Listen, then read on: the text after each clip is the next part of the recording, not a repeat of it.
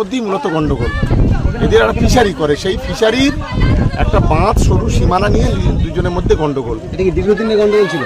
এটা এর আগে থেকে ছিল সামান্য, কিন্তু সেইটা আজকে 3টে সাড়ে 3টের সময় নাকি ঘটনাটা ঘটেছে। আজকে তো ঈদের দিন, সবাই ব্যস্ত আছে। আবদারের মাথায় কি রড দিয়ে মেরেছে? হ্যাঁ, আবদারের মাথায় রড দিয়ে মেরেছে। তারপরে এই আগুন ফাগুনগুলো কারা জ্বালালো? আগুন এখন কারা জ্বালালো তো বুঝতে পারছি না। এই পুলিশ ইনভেস্টিগেশন চলছে, দেখা যাক কি হয়। যাদের বাড়িতে আগুন লেগেছে এরাই কি মেরেছিল আবদার? না, ওদের রিলেটিভ হয় এরা, ওদের রিলেটিভ হয় এরা। মারা গেছে নাম কি আবদার? কি ওর নাম হচ্ছে আবদার পিয়াদা।